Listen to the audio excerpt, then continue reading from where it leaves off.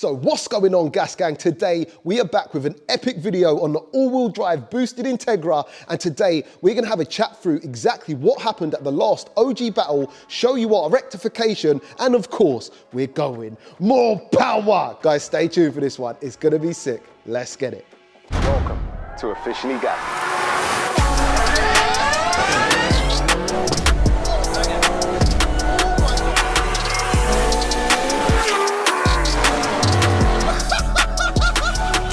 Let's get it. So finally, I've made it to Facebook. Better late than never, right? But right now, I need the Gas Gang to go show their support by dropping me a little follow. You can keep up to date with all things gassed, including exclusive clips, updates and announcements, and check this.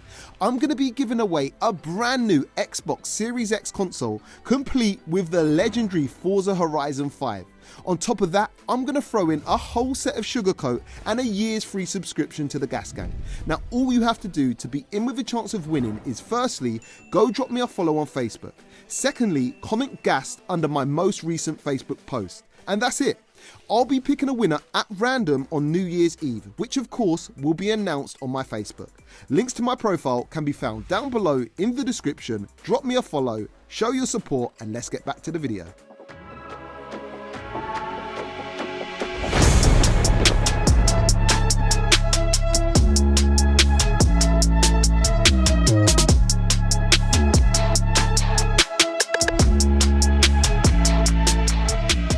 So yes guys, as the intro said, today we are back down at Auto Talk and we have the boosted Teg behind us. And we're going to talk through exactly what happened on the last OG battle that you would have seen with me racing the 911 Turbo and the R35 GTR, in which there was very high highs and of course low lows, but we'll kind of get into that in a minute. As you see, we've got the car in front of us and work has already commenced, and we'll talk to Josh in a bit about exactly what's going on here. Something else I want to show you guys that I'm very proud of, and a massive shout out to JP Cages. We now have taken safety very seriously. Obviously you guys have seen how this car moves, so we've got a full bolt-in JP3 cage, which is yeah, real cool. Let me come around the back and show you exactly what's going on. This is T45 steel, I believe. This is around 35 kg for the whole cage, so we've added a little bit, but we've also got some other modifications interior wise that I'll speak about in a later video, how we're going to reduce some weight, but obviously still keep the car kind of, you know, not too much of a drag car. So a massive shout out to JP Cages.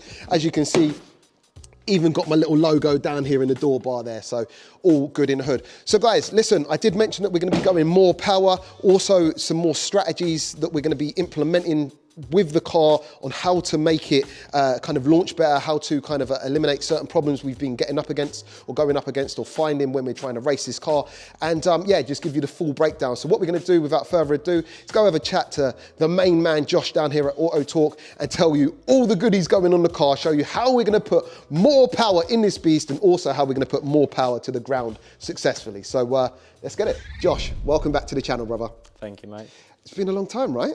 Yeah, it's been a little while, I think. It's been a little while. You've been working away behind the scenes, doing bits and bobs. We've been in full contact, but I think since the last time everyone else saw you, it's been about a couple of months. It's been a good few months. Also, what I do want to mention, right, I'll spin the camera around real quick just to let you guys know. And this is something I haven't touched on, haven't chased, haven't been trying to do. But this car, I think it was against the M5. This actually achieved 100 to 200 time in 5.16 seconds, which is absolutely insane for this kind of power. I'm not sure where that puts it, but I've got to say, it must be the fastest Integra in the country, even at that. I might be wrong. If someone knows better, please leave it in the comments. I'm not trying to be the fastest, but it would be cool if, you know, as a byproduct of making a cool car, it's now the fastest. But anyway, sorry, back to you. No, that's fine. So yeah, that day there was a lot going on. We got a lot of little issues sorted out. So I think the last time I was actually on camera was after I put the gearbox in, the new transfer box, etc. So it was all not a new setup, but it was making sure nothing was going to break again, should we say. Yeah. After the first couple of launches, we were quite happy with it. You know, it was holding together. When it came to the day, there was still that little issue of like we had that you showed on some other videos of it launching and almost holding back and launch too long.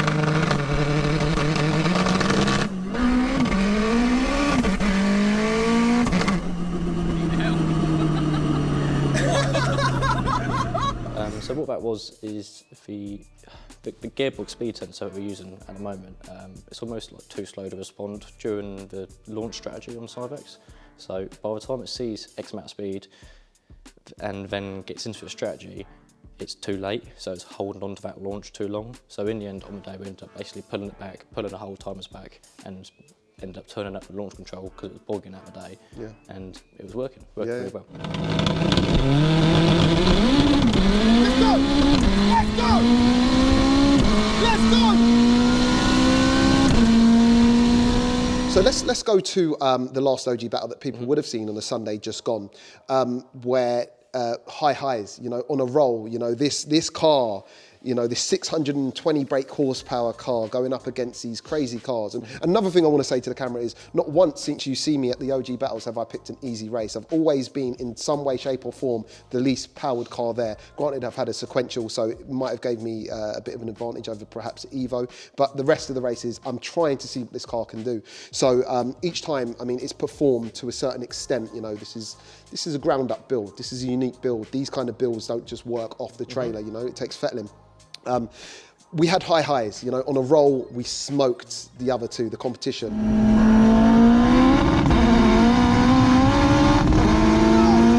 Come on now, don't let him pull you back. Don't let him have us back. Come on, come on.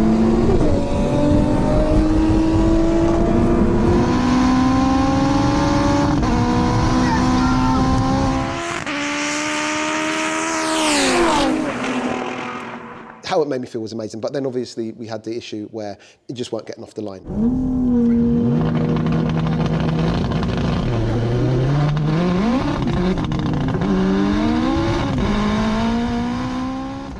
There was a couple of things, the weather, which was obviously a big issue, you know. But there was a couple of other things that you have found since as to why we think this wasn't going, or flat foot shifting into second, causing our car not to launch, and I guess also going into a limp mode a couple of times and shutting the engine down. So yeah, so I wasn't actually there for that day, so I didn't realise how damp it was until I saw your video. But when I looked back, I was like, okay, that's a whole new sort of like situation we've not been in before, but that's fine. Since then, I have looked at the data logs. I've also been in touch with Maine, and we've spoken a bit. I've even spoken to Andrew at Momentum, who helped out with the growth. Yeah. And I think it's a mixture of basically the front wheel was spinning a bit too much, especially during that day when it was damp, and it mechanically almost locking itself out going into second gear. So really, because at the moment there is no form of traction control, there is no form of any sort of stability or anything. Not that you always want it, but like with something like this, you do want something on launch just to hold it back a tiny bit, because as you can see, you can get a little bit out of control, especially when it comes to wheel spinning. The other issue you described to me was that you managed to do one good launch, getting second, but then the whole car died.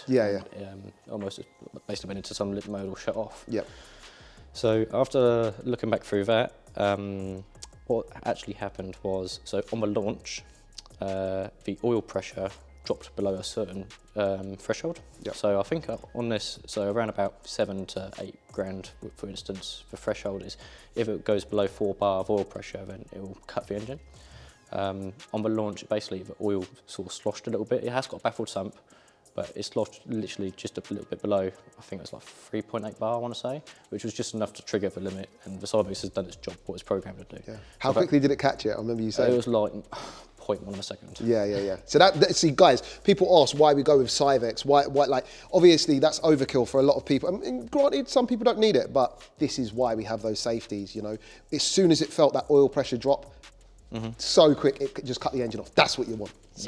So there's a few little things to double check.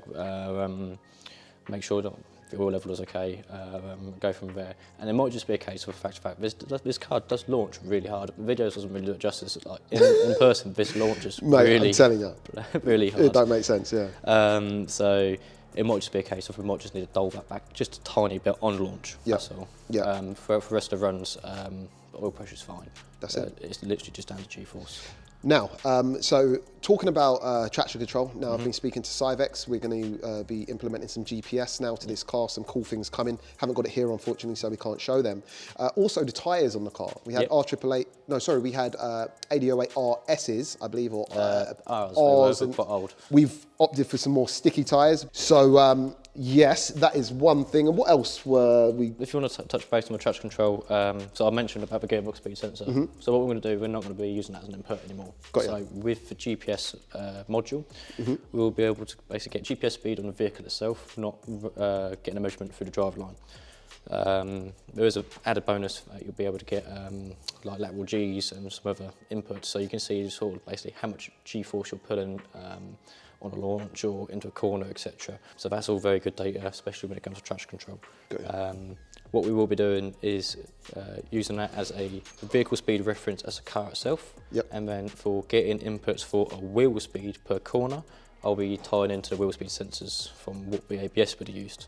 So I'll be running 2 wires from here, going back to the ECU, and I'll be able to get an independent speed from this wheel and this wheel. At the moment, nothing for the rear, only because that's a CRV setup, and basically the easiest way of saying it, the technology for that pickup is a bit different to the front, and it can be done, but I just need it's a bit more of a bit more of a mission, shall I say, to get it working. I've said we're going more power because that's what I like to do, go more power. This car is built for more power. It has setups on it. It is fully ethanol safe. Last mapping session with Romain, we took this car up to 620 brake. A lot of people find it hard to believe that this is actually only running 620 brake, but honestly, no need to lie.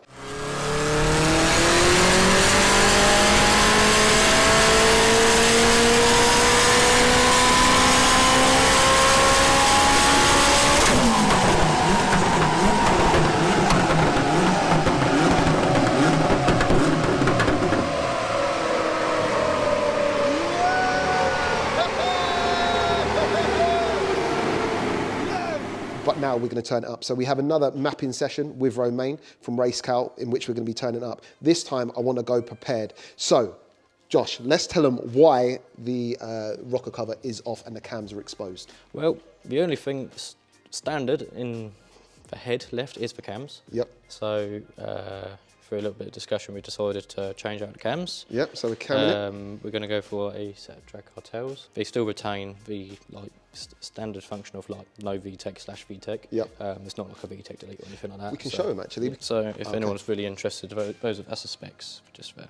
Okay, so we've got the specs. So what I'll do here, guys, so you can pause it right now, is that is the specs of the new cams, and they are the 00 3.2s. But basically, over the standard cam, we were looking at it earlier, this has a lot more duration, meaning basically it's a lot rounder than the standard cams on a K20A2, which is kind of a little bit more pointed. So this cam lobe will be a little bit more pointed. So these are going to be more aggressive. Probably give us some more RPMs, maybe? Yeah, so what I'd expect to see is to see the top end of the RPM, like power band, shift a bit.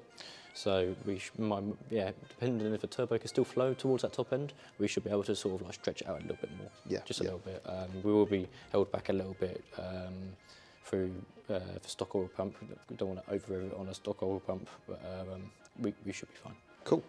Also, last time we were mapping, we did have some issues on the dyno before. Certain sensors weren't working, and that's again why Romain didn't want to push it too far. Obviously, all rectified now. But this car actually is ethanol safe. We never done the ethanol map on it, so it's only solely pump fuel. Now, a limiting factor could be our turbo. This is only a Pulsar. Pulsars are great. Chinese turbo, the best you can get when it comes to Chinese turbos. This is a GTX 3582R. These run out of puff, we think 750, 800. But we're gonna max this turbo out. Yeah, we're gonna max it out. When it comes to like turbo horsepower ratings, that's always based around how big the exhaust housing is. So it's always based around how the biggest exhaust housing, shall I say? 9 times out of 10. We can't remember what size exhaust housing we got on this because it's all covered. It's all thermometed up. Shout out to Thermomet each and every time, actually. But basically, what I do see happening is we're going to max that turbo out.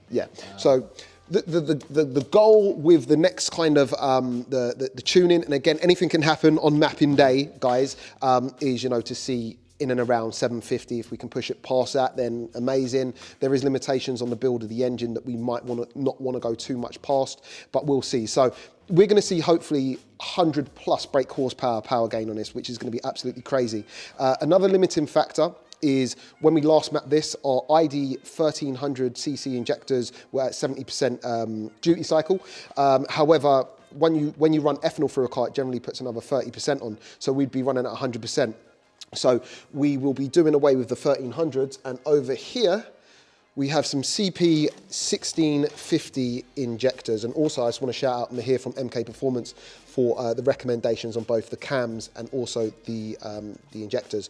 So we're ready this time, hopefully for Remain. Hopefully we don't have any other stumbling blocks. So guys, we're getting this car ready now. So hopefully that's kind of got you guys up to date with where we are.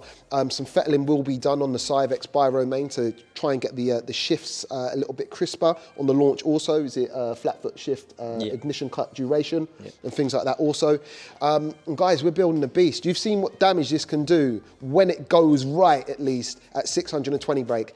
You know, if we're coming back with 750, 800, whatever it is, even if it's 700, like, guys, this is going to be a madness. I can't wait. You know the passion, the love, the vibe that this car creates when I'm behind the wheel. Apart from that, have we touched on anything? Oh, we've got some cool seats coming for this car. We've got a massive new suspension system coming. Guys, everything is going down in this car. Also, a new custom bulkhead where the rear seats are now missing and so on and so forth. So yeah, a lot to kind of look forward to. And of course, next year, this will be, you know, as transparent as can be at the OG battles, testing, whatever, you know. I will make mistakes. I will show you what happens when you do a build like this, so you guys know what you're going to be up against and perhaps can, you know, kind of navigate it the right way, or just know what you're up against if you want to do a similar build. I think that's pretty much it, right? Yeah, I think so. I think so. So guys, I know this one's kind of been a long technical one, but for the real OGs, you know, it will hopefully be the update you guys have been waiting for. And yeah, man, just stay tuned. Once again, a massive shout out to JP Cages. Sick Cages, obviously that one in there is custom right now, and they can offer it for anyone else who wants a full interior car, full cage, if that makes sense. So check the links in the description, they'll be there. Apart from that, obviously, once again, a massive shout out to the main man, Josh, and, you know, the boys down at Auto Talk here. It's nearly Christmas, so happy Christmas to everyone. I'm not sure when this video is dropping, but yeah, happy Christmas if I don't get another video and another chance to say that to you guys. And yeah, stay tuned, smash that subscribe button, and get ready for an ultra crazy Honda Integra. So yeah, guys, with that said, we're out of here. Peace out.